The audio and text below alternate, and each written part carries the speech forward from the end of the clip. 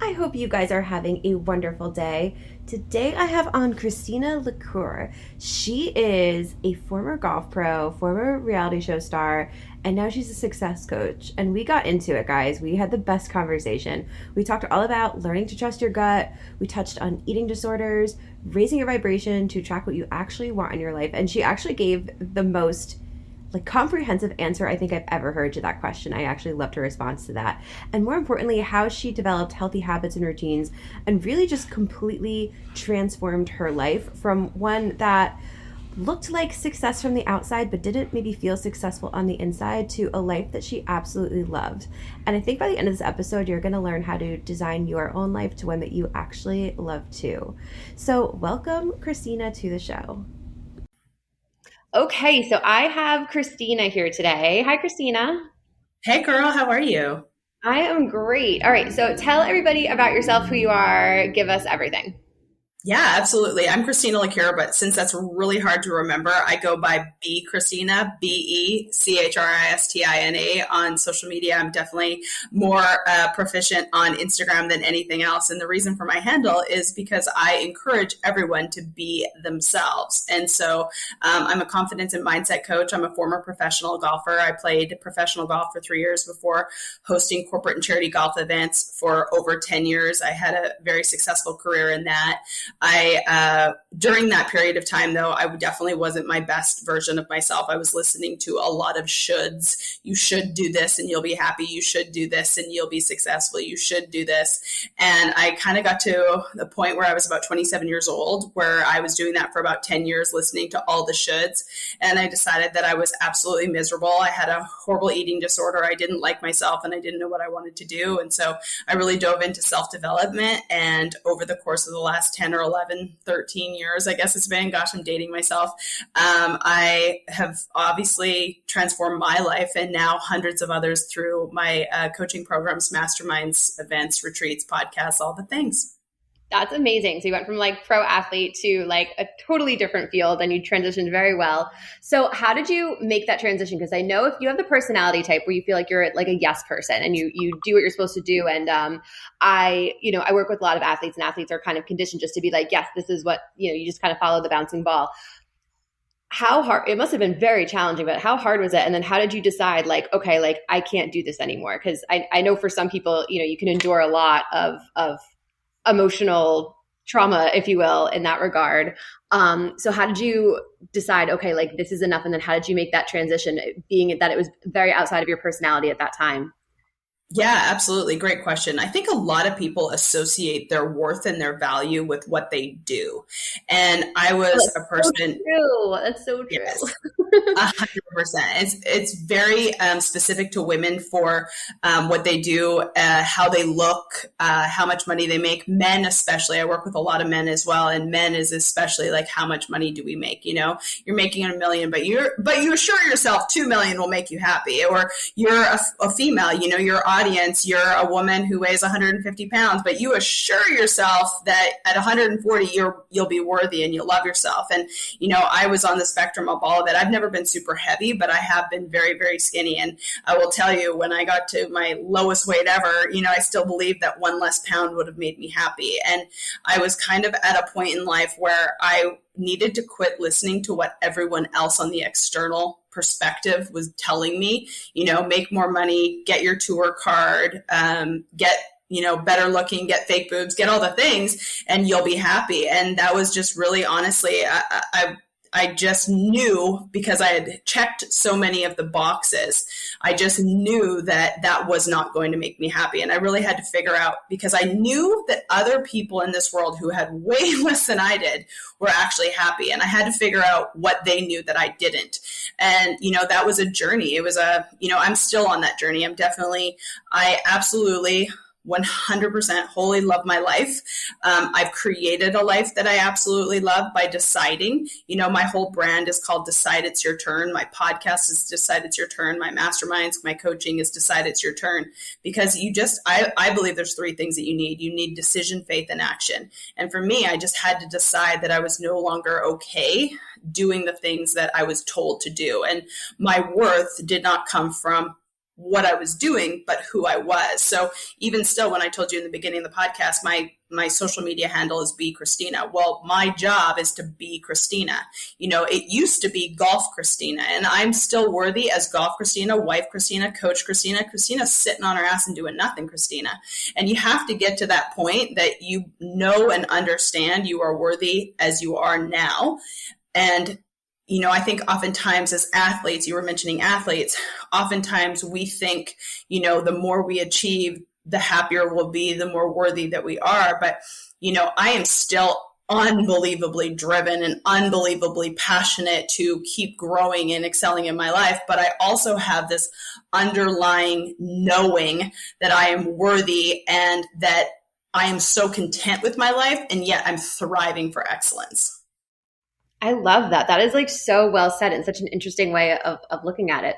So, and I think I'm so happy that we have you on because the personality trait, not with everybody, but with a lot of people that struggle with food is kind of that put myself second, listen to what everybody else is doing personality trait. So how did you learn to trust yourself? Because, when you're so used to relying on other people's opinions and perspectives, like you don't even probably hear your own voice for a long time, or you probably second guess that it's correct. So how did you learn to trust yourself during that process?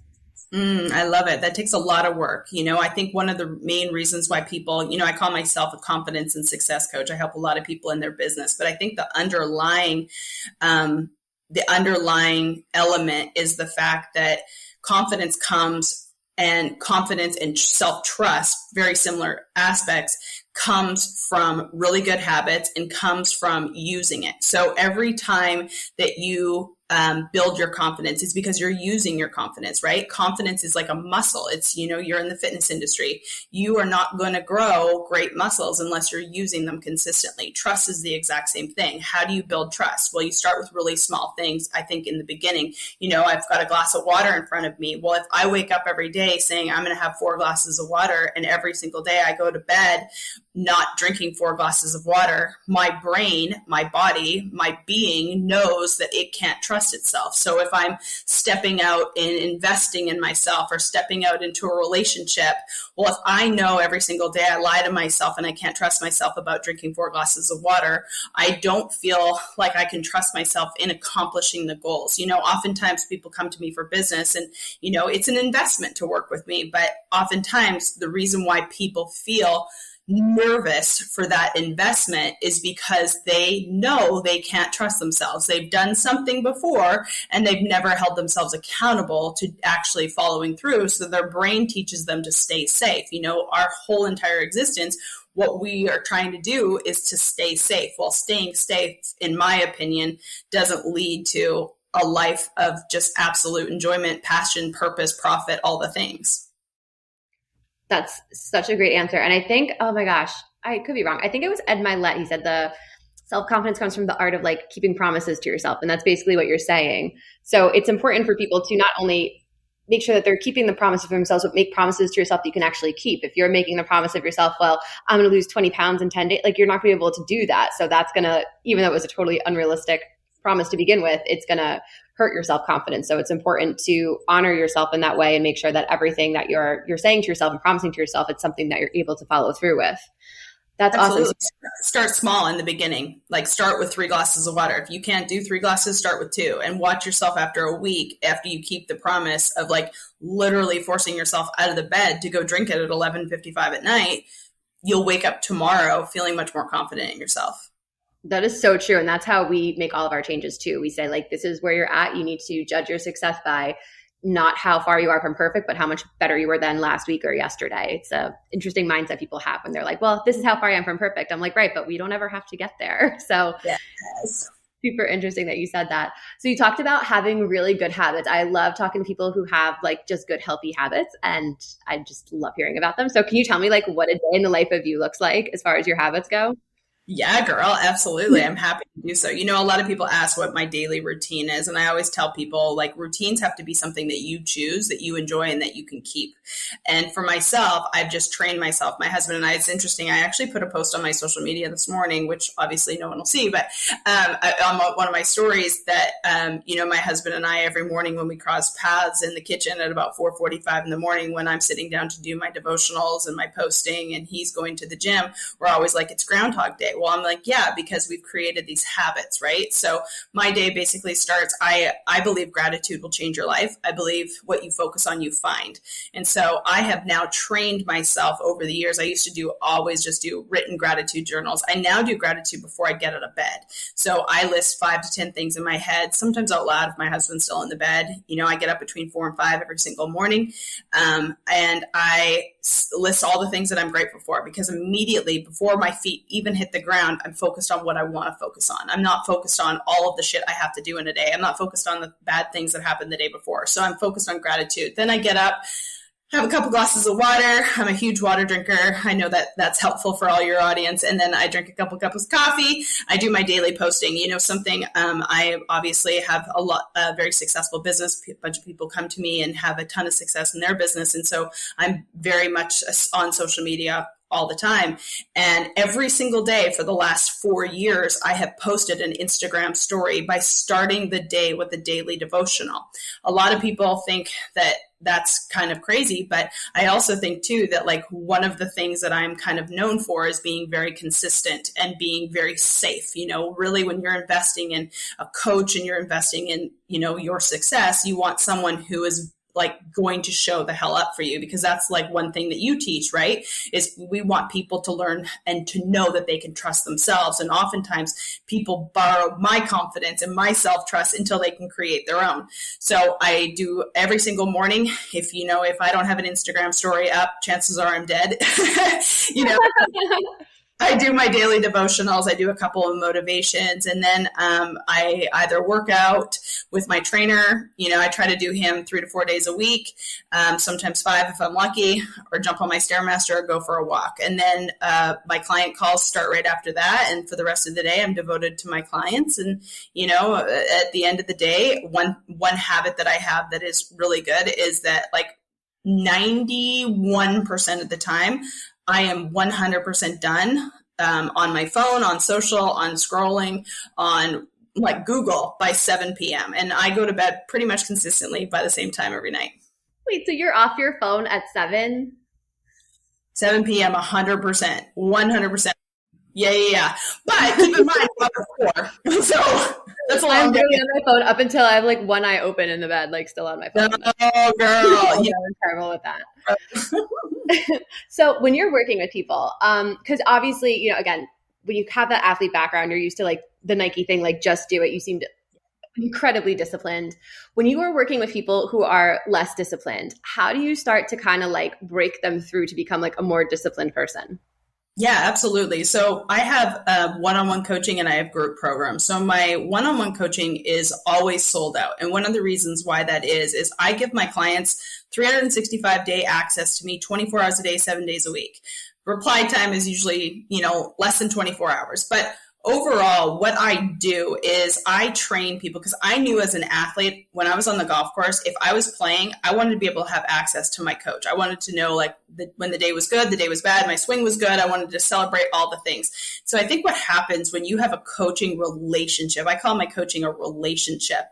And when you have that relationship with someone, and I am like literally, you know, I'm bragging on myself, but one of the reasons why I'm so successful is because my clients win. My clients win because I care about them. I want them to be successful. If they're not successful, I'm not successful. And so a lot of times I make sure I'm checking in with them daily. I have a woman right now, we're on day 60 of daily check-ins, and her agreements to herself, her daily to-do agreements to herself. And so every day, I know if I don't get that message from her, I'm hollering at her. Usually now she's created the habit after 60 something days to be able to do that. But, you know, I think the check-ins, I think skin in the game, you know, it's not free to work with me. And so people, have skin in the game. They have some accountability to what they want to do. And I think that helps create a habit as well. Like, people know I pay my coach a fortune. So I know for a fact that, I'm going to show up to those calls. I'm going to do the things that she says, and I'm going to make sure I'm doing them before our next call, because I am so obsessed with what I get to do. And I think oftentimes the people who have the most success in working with me are the people who know their why. They have very good clarity on like what it is that they want. Oftentimes, I'm sure you understand too, it's not usually the weight that is really the problem. Never the problem. You think it's the problem. It's not. And so we figure out how. Exactly. Yes, ma'am. So you are obviously good at what you do. But yeah, and most people know that. So my job as a really good coach is just to make sure I hold them accountable, consistent, motivated, and confident to do the thing that they actually want to do. And that accountability, that skin in the game, and borrowing almost, I've been told, obviously my confidence and my higher vibration is what people are attracted to. Well, oftentimes I tell my clients, I'm like, perfect. You can borrow mine until we build yours. And that often helps. Most people, I think, who are stuck in ruts, whether it be in fitness, in business, relationship, all the things, oftentimes they are surrounded by people who are holding them in that space. And I think that it's very, very important to have someone who's on a higher vibration where you want to be in order for them to come to where you're at. I love that. Talk about vibration and how to raise your vibration. Yeah. I recently just interviewed somebody from California, and I asked her this, and it was like a little bit of a woo-woo response. So like most people here are East Coast. So like, could you kind of translate it, because it's so important, into like a way that doesn't sound too woo-woo? But before we hear her answers, super quick, we all know diets don't work at this point, but it kind of leaves people feeling helpless when they want to lose weight for summer or just get in healthier eating habits. And that's where Nutritionmish's Eat Right, Live Right program comes in. Guys, our program is now virtual. It is available to everybody. This is the program that has helped thousands and thousands of people not only lose the weight. We don't care about the weight loss. We care about, did you keep it off? When you lose something, you should not find it again. Our whole idea is we help people design their own nutrition philosophy, meaning it's something you could stick to forever. It's something and a way of eating that you actually enjoy, and it's effective enough to solve problems that you have. You could still drink, you could still eat the fun things you want to eat. I would never take tequila and wine away from you, so don't worry. You learn how to work it in so that you could work the system, see the results you want to see, but more importantly, keep them. So check out nutritionmish.com, check out our Eat Right, Live Right program, and make sure you sign up today. Really, for sure. So I am from the stance of woo-woo. I use God, source, universe. For me, it's God. I don't care what it is for you. Woo-woo for me is just the belief, the unwavering belief that there's something greater than you. Like, you just have to believe, if it's doorknob, whatever. I don't really give two shits what you believe, but at the end of the day, you have to believe in something more than yourself. And I think for me, a vibration, so everything on this planet, like even if you're like science type of person, and I'm not a huge science person, but everything on this planet is an energy. Like, we are all energy. A perfect example for the non-woo-woo people, my East Coast people, is, I'm not East Coast, I'm South. I'm a Southerner.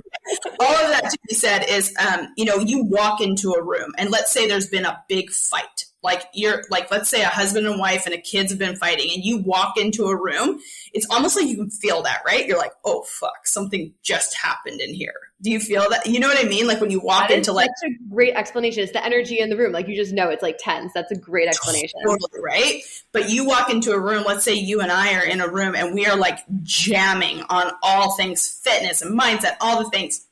It's like we're almost floating, right? Like, that's the energy of the room. And so it is a vibration. I say a lot of people who are quote unquote high vibe attracted to me. High vibe doesn't necessarily mean high energy or super outgoing or talk as fast as I do and like veins pop out of my neck, but it means a vibration higher than yourself. So it means that you're in this constant like state of like, not happy always, but like belief that there is something great coming, belief that like you are so excited to be there. To me, that's a higher vibration. And the more higher vibration that you're in, like let's say you're wanting to lose 10 pounds, and the people that you're surrounding yourself with, let's say it's your husband, let's say it's the people at work, let's say it's your kids, and everyone's like eating Doritos laying on the couch. That vibration is a lower vibration as opposed to you're around a group of women that you have intentionally put yourself around in one of your programs, mine, whatever. You put yourself in that, and everyone else there is like, I drank my water today. I worked out 30 minutes today. I like listened to music and danced around the house today. Hey, what did you do? Oh, awesome. Amazing. That's a vibration. And when you're around that vibration, it's going to bring up your vibration. It's almost, imagine looking at someone and smiling ear to ear and like looking at that person. It's like you smiled right now. You smiled because I was smiling. That's a vibration. And so you want to be around people that give you that vibration. It just allows your success to be faster. That was like the best explanation I think I've ever heard. That was really very well put. So how do you raise your vibration? So obviously surrounding yourself with people who are kind of like at that higher level vibe. Is there anything that you can kind of do on your own to raise your vibration so that you can attract the things that you want into your life?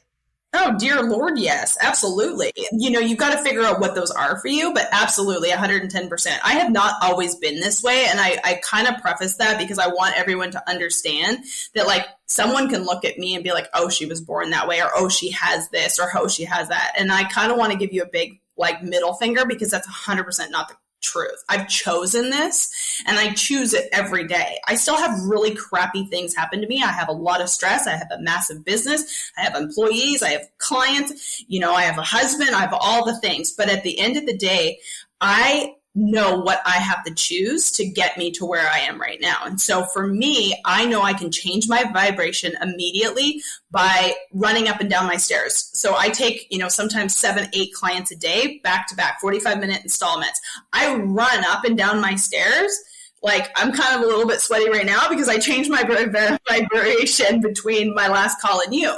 So I can run up and down my stairs. It'll change my energy. I can turn on a song. It'll change my energy. I can listen to worship music. For me, that's really powerful. I can listen to, you know, a quick Kenny Chesney song, you know, Happy Does. That'll change my vibration. I can look at something funny. That'll change my vibration. You know, you can do it. You can write down 5, 10 things that you're grateful for. I often tell people in the beginning, like, say them out loud. Like, say the things that you're grateful for out loud. Oftentimes people think that it's just, this is like quote unquote woo-woo bullshit that doesn't work. But trust me, it's the littlest things in life done habitually that will 100% change your life. So find something that makes you smile. Find something that changes the state in which you are in. So is it exercise? Is it running up and down the stairs? Is it dancing? Is it music? Is it going to drink water? Is it talking to a friend? Is it looking outside the window and looking at the sky and being like, damn, I'm so lucky to be alive? That's amazing. So just anything that kind of makes you feel happy, like a song that you have a certain feeling for, or calling a friend, or just anything that really makes you feel good that's not destructive as well. That's perfect. Correct. I have a client who literally listens to like gangster rap music as loud as she possibly can in her house. To me, that would make my vibration horrible. But for her, she absolutely loves it. I'm like, you do you, girl. Makes her feel like a badass. I love it. Yeah. So obviously your background is not in mental health, but by everything that we're kind of talking about, it's very obvious that, you know, if somebody comes to you in poor mental health after working with you, it's definitely going to improve. So how have you seen some of your clients' mental health change just by all the things that you're doing with them? Oh my gosh. Well, I'm a walking billboard. Let's be honest. I went from, you know, and I say that because I can't speak for everyone, but I can 100% speak for myself in the fact that, like, going from, you know, a 10 plus year eating disorder where I made myself throw up 50 times a day, to hating myself, not sure if I wanted to live, to now literally being excited to wake up, you know, not every day. I am the person on social media that will not hand you a big bag of shit and tell you that my life's perfect. Most days I am so excited to get up. Most days I am thrilled to death that this is my life. Most days I'm probably one of the happiest people. And I do that because I have chosen the habits and the life and doing the really hard, scary things and investing in myself and being around the right people and eliminating certain people from my life and having great boundaries and doing, coaching and therapy and all of the things in order to get me to this life that I've chosen. So I 100% know that my life has changed by doing the work that I do. And then obviously I do know that my clients' lives have changed as well. And I will say that, oftentimes even helping a client right now, I have a client who is, very much has struggled with anxiety. And I always say the difference between coaching and therapy is, number one, it's even in my contract. I am not a therapist, but I will tell you, I've been to therapy and I still am in therapy. The difference in my personal opinion between coaching and therapy is coaching, we talk about action. Therapy, we talk about all of the reasons why. Why did this happen? Why am I the way I am now?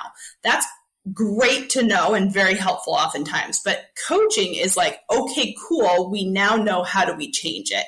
What action do we take in order to move through this? And, like I said, I have a client who's dealing with extreme anxiety right now, and her just having the space to, almost like the container to like put out what she's feeling. And then for us to process it about what is actually real, what is not real, what she can actually do about certain things, what she cannot do about things has been really, really helpful to her. And it's allowed her to kind of process like why she has the fears and anxieties that she does. And she does go to, a definite therapist to work on it and has changed her diet and got on some medication and all of the things. But having the container to process that has been really helpful in, I think one of the things that we do as humans is we keep a lot of things in our head. And in coaching, we have I have a lot of different things, tools, techniques that we do to make sure we get the crap that's going on in our head, which is oftentimes a much worse story than actually truth, out into the world for us to see what is actually real, or for us to process it, or for us to understand what's our job. I always say there's 3 jobs. There's my job, there's God's job, and there's the other person's job. And oftentimes, as long as I'm doing my job, I have faith that God's doing his job. So sometimes people have to do their own fucking job, and I can't hold their job for them too. That's great. So when you were figuring all this out for yourself, did you have a coach, or were you just figuring out as you went? I know you said you work with a therapist. Like, what did your support team look like when you were kind of making this transition into like this butterfly that you are now?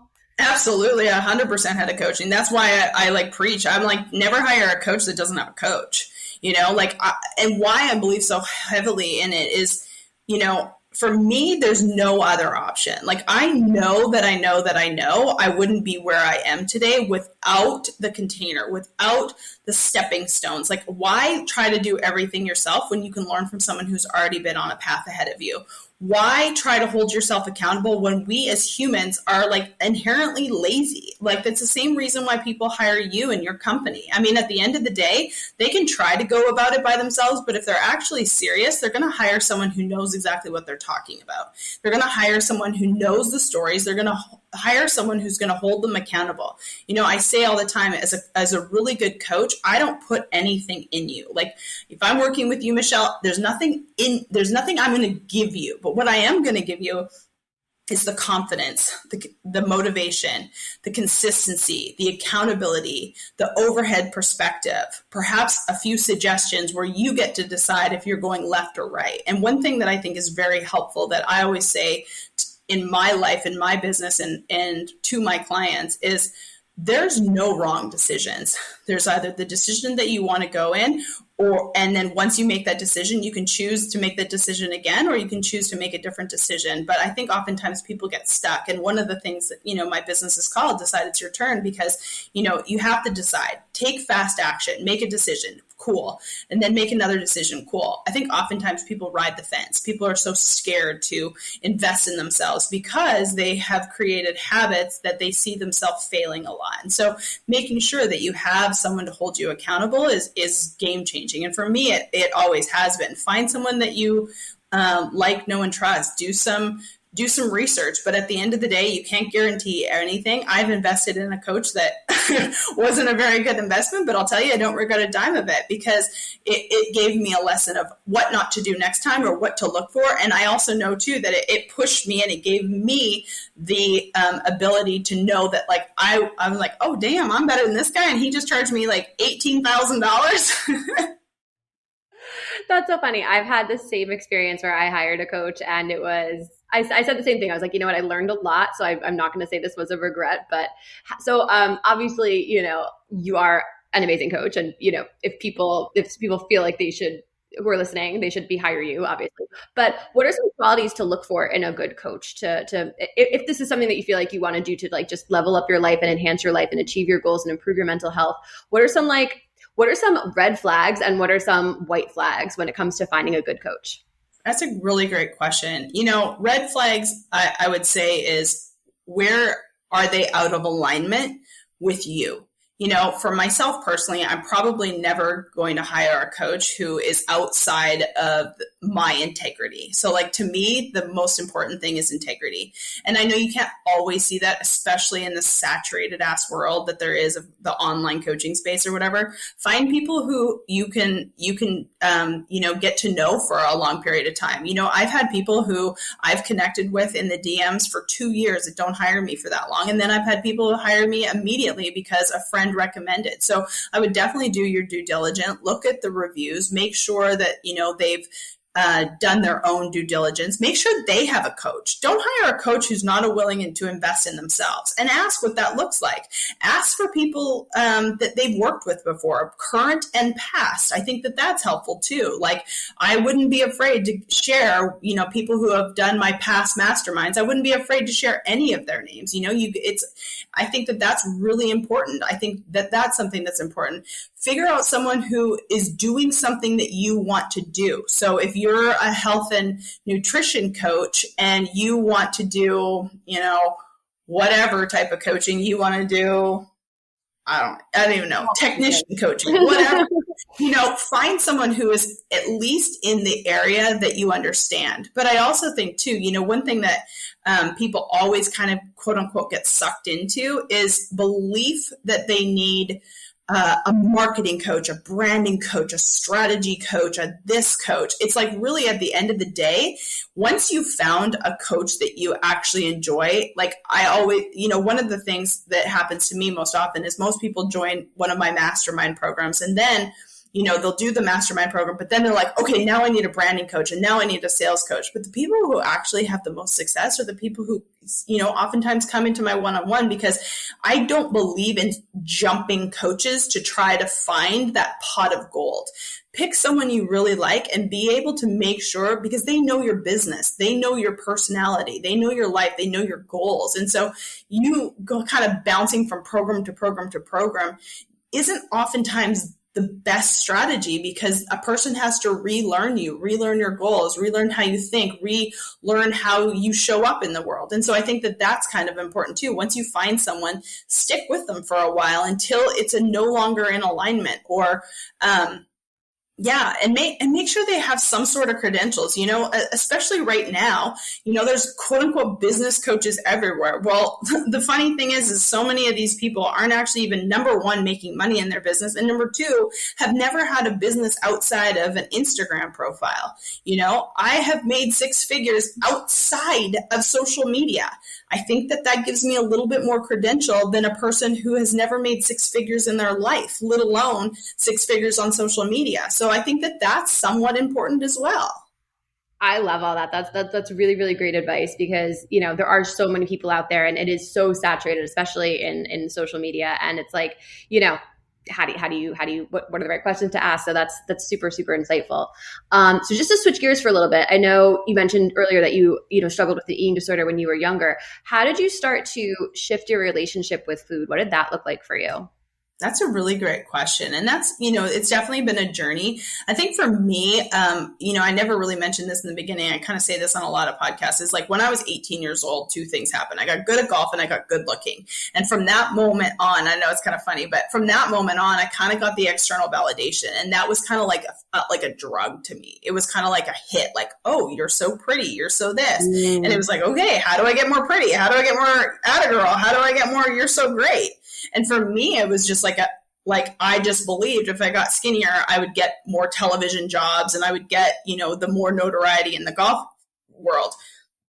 For me, when I kind of had that like rock bottom come to Jesus, it was probably, I remember being in junior high when I really started thinking like, okay, I need to lose weight or I need to like get more attractive or whatever. I was definitely a tomboy. I never had a ton of like really good friends. It's because I didn't like myself.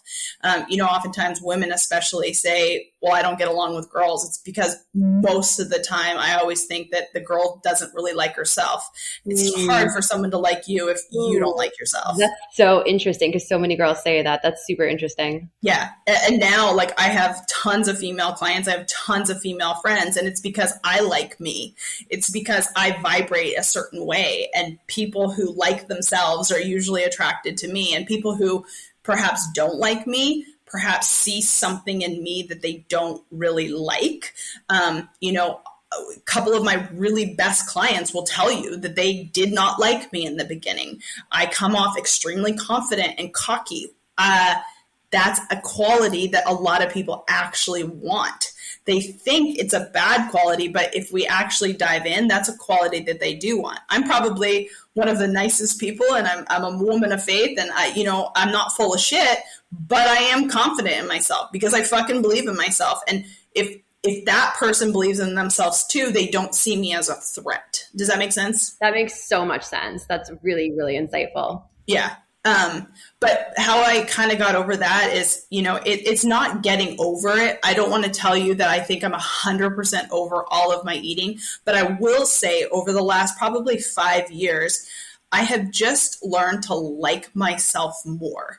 And that's a lot of the mindset work. That's a lot of doing the work on yourself. That's a lot of like, figuring out old stories that are no longer serving you. That's figuring out like, our parents are all wonderful people, most of them, but our parents really screwed every one of us up. Every parent on the planet has screwed up their kids. And you have got to learn that your parents' choices are no longer your choices and the stories that they had are no longer your stories. And when you can start figuring out what is yours and what is the world, whether it's parents or whatever, you take responsibility for your life. That really helps. And I think for me, it's like, yeah, can I look back at photos and be like, damn, when I was 00 and had 6-pack abs, don't get me wrong, I'd love to look like that right now, but I also know where my priorities lie. I also know that like I can tone up if I really wanted to, but I also really like nachos and wine now, There was a big portion of my life where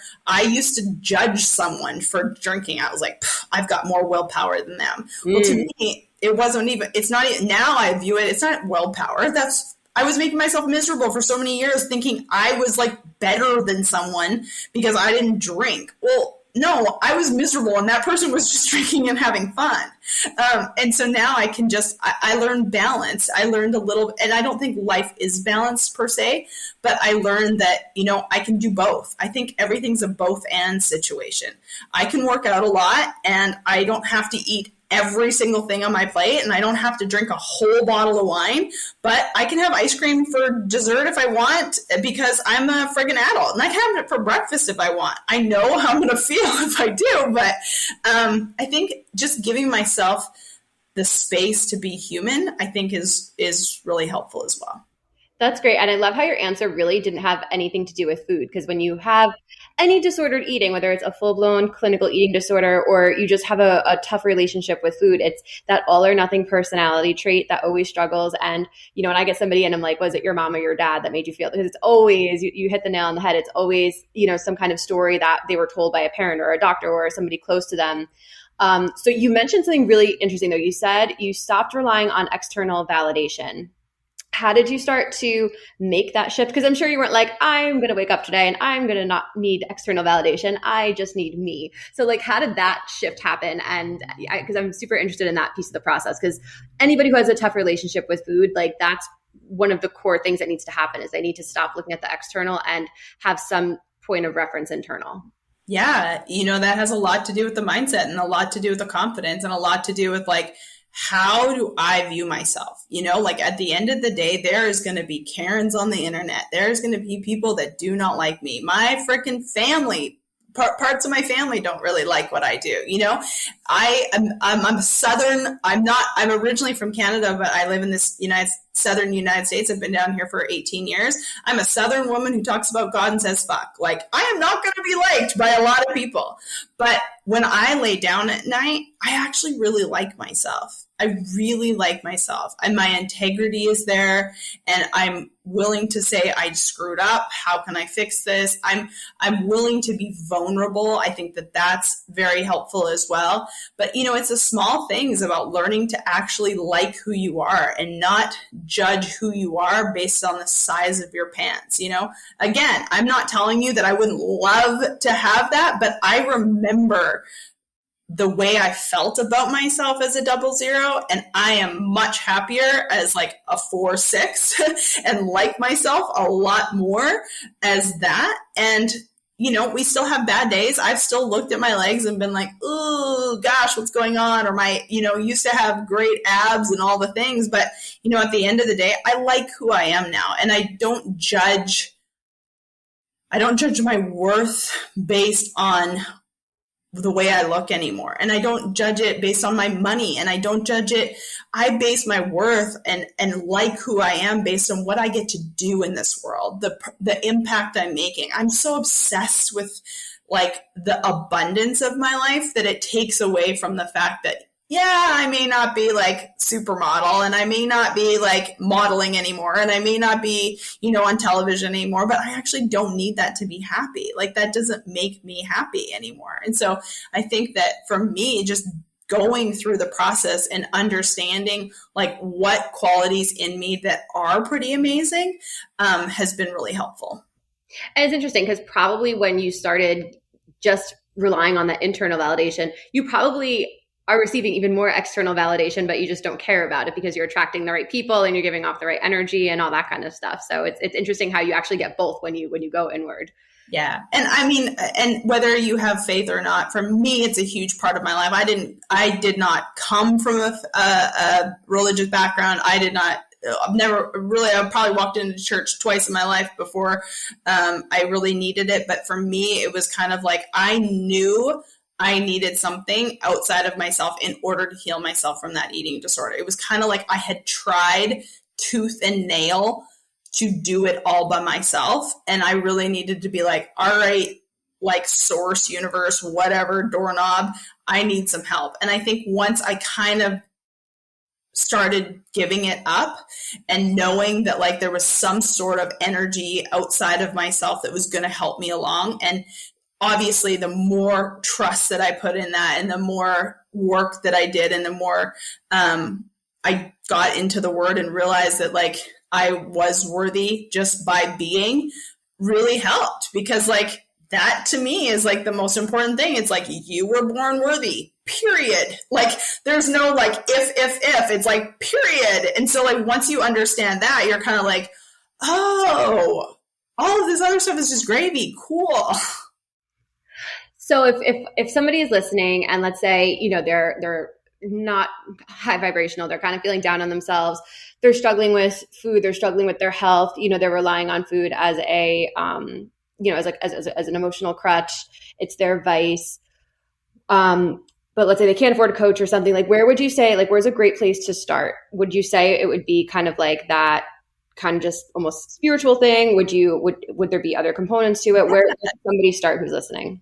So find some podcasts that are super high vibrational. They don't even have to be faith-based. If you're looking for some faith-based ones, I mean, the Joel Osteen podcast is really honestly like what can't help me come into my faith, because Joel Osteen, like he's like called the feel-good Oprah preacher. He was on Oprah like 1,000 times. But and a lot of people who are like from their strong Christian background are not a big fan. But he tells really good stories. It's not about like brimstone and fire. It's about like literally like good stories about being faithful and watching what happens. And so Joel Osteen's a really good one. On my social media every morning, I post a devotional that is very simple for people to understand. There's some scripture at the bottom, but basically it's a story every day. And that devotional is called Wake Up to the Word by Joyce Meyer. There's tons of devotionals out there, but something like that is super easy. I posted Jesus Calling one year, Jesus Calling. It's a great devotional as well. It's a little touch more faith-based, but at the end of the day, it's very much like a story as well. It kind of ties to your life. I would say like motivational podcasts, you know, you can listen to my podcast, Decide It's Your Turn. You can listen to like Ed Milet, Lori Harder. There's a bunch of good motivational podcasts out there for people who are vibrating higher. Something that I listen to every day, it's a little bit woo-woo, but it's so easy to listen to. It's called Abraham Hicks. Abraham Hicks, they're anywhere from 5 to 15 minutes every day. Do yourself a favor, listen to an Abraham Hicks every day for 30 days straight. It'll totally change your life. Even if you think it's bogus, 15 minutes every morning to set your brain out on that vibration will change the game. I love that. And, you know, like, so personally, I don't have like, I'm not really religious, but it's funny because as you're talking, I was thinking, I was like, when the last time I had sort of like my own personal mental level up, I just started listening to Tony Robbins like constantly. Like, I was just like obsessed with him I still am, but for a long time, I was like, that's how I started my day. And I tell my clients the same thing, you know, like when we leave a session, they feel so good. And I'm like, here's what's going to happen. Like, we're going to leave the session. You feel great now, but then like the old patterns are going to fall back in. So I tell them you need to recalibrate your mind every morning, and doing that like with a podcast, or doing that with, you know, just something that, you know, just makes you feel good and recalibrates your mind. And eventually your mind will just go there naturally, but you do need that. I call it recalibration for a long time until you just can maybe get yourself there without it. Or daily. Like we all need a recalibration, sometimes 5 times a day. And if that's what you have to do when you're in the beginning is you need to listen to it like 24 hours a day, then friggin' do it, because it's worth it, right? Hard things are worth it. Do hard things. And most people avoid being uncomfortable, and avoid hard, and avoid an inconvenience. On the other side of a hard thing is the most beautiful thing in life. Think about any hard thing. I encourage every listener, think about every hard thing. Once you got past to the other side, guarantee you there was some sort of joy on the other side. And like as a successful business owner or a high vibrational person, whatever you are, the people who have the success are the people who understand that they're always going to have hard things. How fast can we get over them? Boom. Like literally, I did a post about it the other day, an actual real post. You can probably find it. But it's like cuss, swear, yell, bitch, moan. Perfect. Get up and go. Like you can do all those things. But at the end of the day, how you're going to have the success is how fast that bitch, moan, cry, sit on the couch, yell at God, scream at your husband moment, how fast can we get over that? And like, that can't stop you.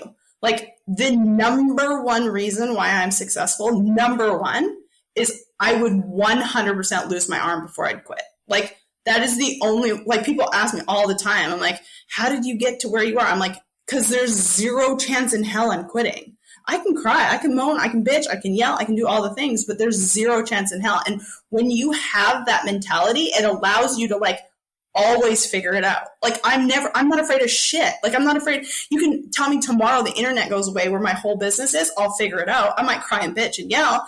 You might tell me I have to spend $500,000 tomorrow on something. I might cry and bitch and yell, but I'm gonna figure it out.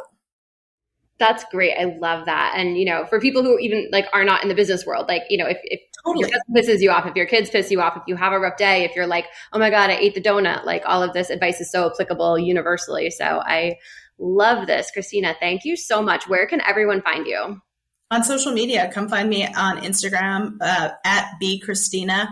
My website is ChristinaLecuyer.com, but like I said, that's really hard to find. Hopefully it'll be in the show notes.